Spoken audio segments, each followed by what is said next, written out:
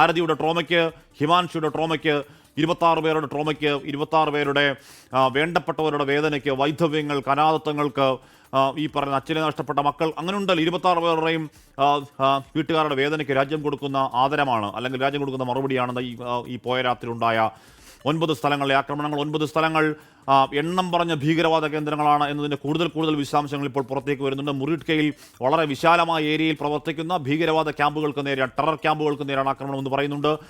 ബൗൽപൂരിൽ Lashkar E തോയ്ബയുടെ അവിടെ base ക്യാമ്പുള്ള സ്ഥലമാണ്, ജമാഅത്തുദ്ദൗലയുടെ base ക്യാമ്പുള്ള സ്ഥലമാണ്. ആരതി വീണ്ടും മാധ്യമങ്ങളോട് സംസാരിക്കും. ഒന്നും ചെയ്യാൻ പറ്റില്ല, അത് ഞാൻ എക്സ്പീരിയൻസ് ചെയ്തതാണ്.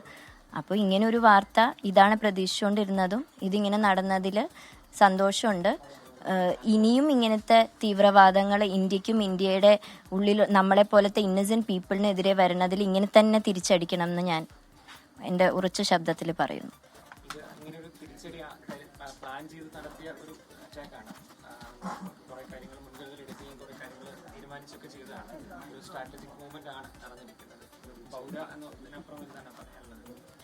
എനിക്ക് പൗരയായിട്ട് തന്നെ പറയാനുള്ളൂ, എല്ലാ ഇന്ത്യക്കാരെ പോലെ ഞാനും ഈ മൊമെന്റിൽ ഇന്ത്യൻ ആയതിൽ വളരെയധികം അഭിമാനിക്കുന്നു. ഇത് കൂടുതൽ എനിക്കിനി ഒന്നും പറയാനോ ഇല്ല.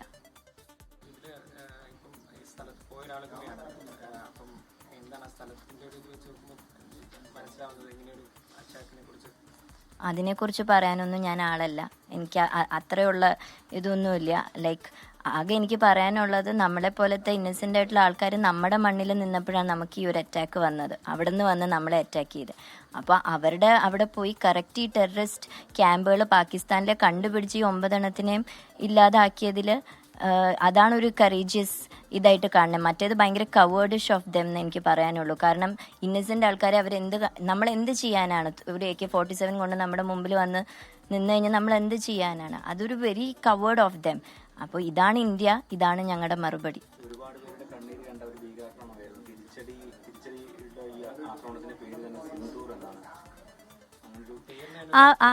അതെ, ഇതിലും ആപ്റ്റായിട്ടുള്ള പേര് ഇനി ഇല്ല. അപ്പോൾ ആ പേര് സെലക്ട് ചെയ്തവർക്കും, കാരണം പല എൻ്റെ അമ്മ അടക്കമുള്ള ഭാര്യമാരുടെ സിന്ദൂരം മാറ്റിയ ഈ ഒരു തീവ്രവാദം എന്നെപ്പോലെ പല മക്കളുടെ മുമ്പിൽ വെച്ച്, ആൺമക്കളായാലും പെൺമക്കളായാലും മക്കളുടെ മുമ്പിൽ വെച്ച് അച്ഛനെ കൊന്ന, അല്ലെങ്കിൽ സഹോദരിയുടെ മുമ്പിൽ വെച്ച് സഹോദരനെ കൊന്ന ഈ തീവ്രവാദത്തിന് ഇതിൽ പരം ഈ ഒരു ഓപ്പറേഷന് ഇത്രയും ഇതിനേക്കാൾ ആപ്റ്റായിട്ടുള്ളൊരു നെയിം ഇല്ല എന്നാണ് എനിക്കും തോന്നുന്നത്. So big salute for that who have done this operation, and big thank you to the government, the Prime Minister and the army people who have been working for it and behind it and working continuously forward.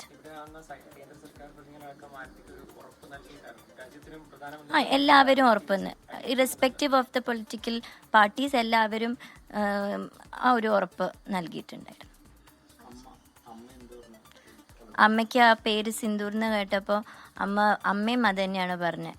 ശരിയല്ലേ, നല്ലതെന്ന് ഉദ്ദേശിച്ചത് ഇതിലും നല്ലൊരു operation, ഇതിലും നല്ലൊരു tag ലൈനോ ഒരു പേരോ ഇനി കൊടുക്കാനില്ലല്ലോ എന്നാണ് അമ്മ പറഞ്ഞത്.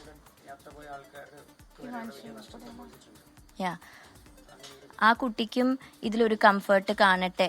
കാരണം നമ്മളടക്കമുള്ള എല്ലാ ഇന്ത്യക്കാർക്കും, ആർമിയിൽ അല്ലാത്തവർക്ക് നമുക്ക് ഇതല്ലേ ചെയ്യാൻ പറ്റുള്ളൂ. ഈ ആർമിക്ക് വേണ്ടി പ്രാർത്ഥിക്കുക, അവർക്ക് കൂടുതൽ സ്ട്രെങ്ത് കൊടുക്കുക, നമ്മുടെ പേട്രിയോട്ടിസം നമ്മളെ കൊണ്ടാവുന്ന രീതിയിൽ investigation what ever it is അതിനെ ഹെൽപ്പ് ചെയ്യുക. അപ്പോൾ ഹിമാൻഷിയും ആൻഡ് ഓൾ ദ വിക്ടിംസിനും ഇതൊരു കംഫർട്ട് കൊടുക്കട്ടെ, കുറച്ചെങ്കിലും റിലീഫ് കൊടുക്കട്ടെ, ഇതൊരു ക്ലോഷർ ആവട്ടെ ഫോർ ആൻഡ് ഇപ്പോൾ എന്തെങ്കിലും ഒരു ജസ്റ്റിസ് എന്നുള്ള രീതിയിൽ അവർക്കും.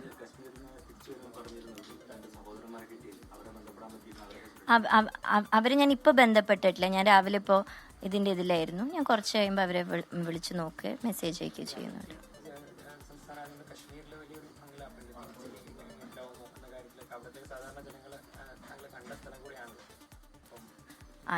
അതെനിക്ക് അറിയില്ല.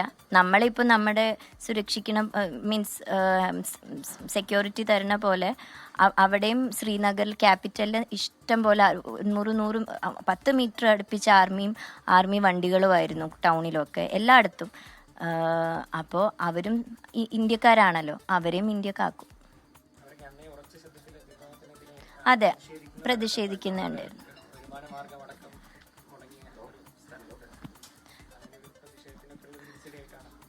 അതെ, അവരെ നമ്മൾ വേറെയായിട്ട് കാണണ്ടല്ലോ.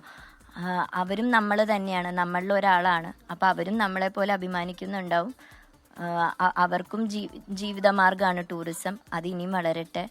ഇന്ത്യ സേഫായിട്ട്. എൻ രാമചന്ദ്രന്റെ മകൾ ആരതി മാധ്യമങ്ങളോട് സംസാരിക്കുകയായിരുന്നു. നമ്മൾ നേരത്തെയും മാതൃകാപരമായ ധീരതയോടെ ബോൾഡായി സംസാരിക്കുന്ന ആരതിയെ കണ്ടതാണ്. ഇപ്പോഴും അത് ആവർത്തിക്കുന്നുണ്ട്. പക്ഷേ ഉള്ളിൽ അങ്ങേരത്തെ വലിയ ട്രോമകൾ അവിടെ നിൽക്കുന്നുണ്ട്, വലിയ വേദന നിൽക്കുന്നുണ്ട്. അവർ അങ്ങേരെ പക്വതയോട് പറയുന്നു അതിന് ഒരു പരിധിവരെയെങ്കിലും പരിഹാരമാവട്ടെ, ഹിമാൻഷുയുടെ അടക്കം വേദനയ്ക്ക് ഒരു പരിധിവരെയെങ്കിലും നീതി കിട്ടിയെന്ന് ക്ലോഷർ ആകട്ടെ എന്ന് ആരതി പിന്നെയും പറയുന്നുണ്ട്. നമ്മൾ ആരതി നേരത്തെ പറഞ്ഞ സമീറിനെയും മുസാഫറിനെയും അവിടെ പെഹൽഗാമിൽ പോയപ്പോൾ കണ്ടതാണ്. അവരുടെ രോഷം നമ്മൾ നേരിട്ട് കണ്ടതാണ്.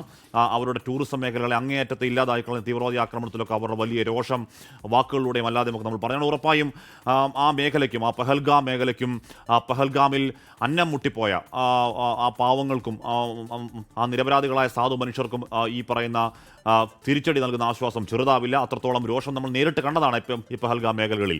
പ്രതിരോധ സേനയുടെ വാർത്താക്കുറിപ്പിൽ പറയുന്നത് കൃത്യമായും our actions have been focused, measured and non-escalatory in nature. No Pakistani military facilities have been targeted.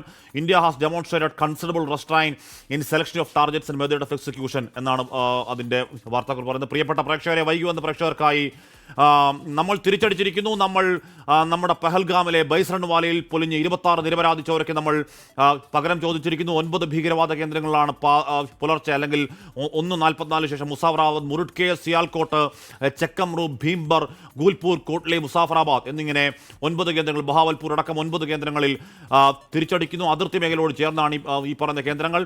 ഈ പറഞ്ഞ കേന്ദ്രങ്ങൾ ഒന്നൊന്നായി എടുത്താൽ പോലും എണ്ണം പറഞ്ഞ ഭീകരവാദ കേന്ദ്രങ്ങളാണ്. അതിൽ മുസാഫറാബാദ് ടെറർ ക്യാമ്പുകൾ സ്ഥിതി ചെയ്യുന്ന, അവിടെ ടെറർ ക്ലസ്റ്ററുകളുള്ള, നുഴഞ്ഞുകയറ്റക്കാർക്ക് പരിശീലനം കൊടുക്കുന്ന സ്ഥലമാണ്. കോട്ട്ലി, ഗുൽപൂർ എന്ന് പറയുന്നത് ജെയ്ഷെ മുഹമ്മദിൻ്റെ കേന്ദ്രങ്ങളാണ്. സിയാൽകോട്ടാവട്ടെ, ചെക്കമുറു, മുരുട്കി ആവട്ടെ, ബഹവൽപൂർ എന്ന് പറയുന്നത് ജെയ്ഷെ മുഹമ്മദിൻ്റെ ആസ്ഥാനമിരിക്കുന്ന ലഷ്കർ ഇ തോയ്ബയുടെ ഒക്കെ ബേസ് ക്യാമ്പ് സ്ഥിതി ചെയ്യുന്ന സ്ഥലമാണ്. ഈ പറഞ്ഞ മുസാഫറാബാദിൽ തന്നെ പാക് സേനയുടെയും ISIയുടെയും ഒക്കെ സംയുക്ത സംരംഭമായി നടത്തുന്ന ടെറർ ഓപ്പറേഷൻ ക്യാമ്പുകൾ നടക്കുന്ന സ്ഥലമാണ്. എണ്ണം പറഞ്ഞ സ്ഥലങ്ങളിൽ നമ്മുടെ പക്കൽ കൃത്യമായ തെളിവുകൾ നമ്മുടെ പക്കലുണ്ട്. ആ തെളിവുകൾ ഉള്ള സ്ഥലങ്ങളിൽ മാത്രമാണ്, അല്ലെങ്കിൽ ഏതെങ്കിലും തരത്തിലുള്ള സിവിലിയൻ മേഖലയിലോ ഏതെങ്കിലും തരത്തിലുള്ള പാക് സേനയുടെ അല്ലെങ്കിൽ പാക് ആർമിയുടെ ഏതെങ്കിലും ഇൻസ്റ്റേഷനിലോട് നമ്മൾ ഒന്നും ചെയ്തിട്ടില്ല. നമുക്ക് ചെയ്യാമായിരുന്നു. ഈ പറഞ്ഞ ഓരോ ബഹവൽപൂരിൽ നിന്നൊക്കെ മുൾട്ടാൻ വളരെ അടുത്താണ്. ഈ പറയുന്ന ലാഹോർ 10-40 കിലോമീറ്റർ അപ്പുറമേ ഉള്ളൂ. അടിക്കണമെങ്കിൽ ഇവിടെയൊക്കെ നമുക്ക് സുന്ദരമായി അടിക്കാമായിരുന്നു. ഒന്നും ചെയ്തിട്ടില്ല. അതൊരു റെസ്ട്രെയിൻ ആണ്. അതൊരു ഗണ്യമായ സംയമനം നമ്മൾ കാണിക്കുന്നതാണ്.